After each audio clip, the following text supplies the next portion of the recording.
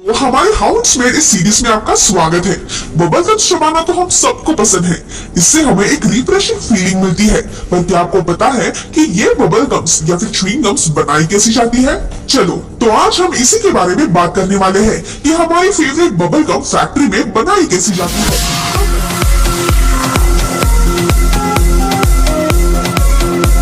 पहले देखते हैं इसके इंग्रेडिएंट्स। बबल गम बनाने का मेन इंग्रेडिएंट होता है लैटेक्स, जो कि रबर ट्री से निकाला जाता है। ये लैटेक्स बबल गम में नेचुरली और आर्टिफिशियली भी यूज किया जाता है। जो नेचुरल लैटेक्स होता है उसमें चिकल, जेल्यूटॉन्ग, गूटा पर्चा और पाइन रोसिन इंक्लूडेड होता है।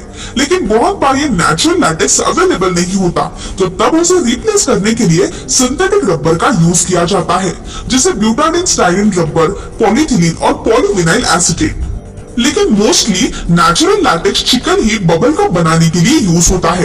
ये तो हो गया बेसिक इंग्रेडिएंट। उसके बाद में इसमें फ्लेवर्स डालने के लिए नेचुरल शुगर्स जैसे केन शुगर और कॉर्न सिरप का इस्तेमाल किया जाता है। साथ ही सिंथेटिक स्वीटनर्स जैसे सैकरीन या फिर एस्पार्टेम का भी यूज बबल गम बनाने के लिए होता है। अब बात आती है अरोमा की। इस गम्स में अरोमा ऐड करने के लिए पॉपुलर मिंट फ्लेवर्स जैसे पेपरमिंट और स्पेयरमिंट डाला जाता है, जो कि सबसे बेस्ट अरोमेटिक प्लांट से लिया जाता है। इंग्रेडिएंट्स के बाद हम बढ़ेंगे मैन्युफैक्चरिंग प्रोसेस पे। तो जैसे कि मैंने बताया था कि गम बनाने का मेन इंग्रेडिएंट होता है लैटेक्स। तो सबसे पहले ये लैटेक्स पेड़ों से बड़े बड़े बकेट्स में कलेक्ट किया जाता है और उसके बाद उसे अच्छी तरह से छान कर केटल्स में डाला जाता है।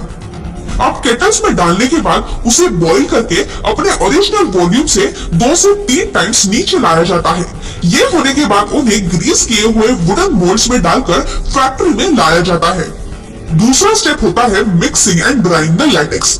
इस लैटेक्स की कंसिस्टेंसी चेक करने के लिए इसे अच्छी तरह से मिक्स किया जाता है और फिर ब्लेंड होने के बाद करीब 2 दिन तक इसे वार्म रूम में सुखाने के लिए रखा जाता है, जहां इस मिक्सचर में गर्म हवा कंटिन्यूअसली पास होती रहती है।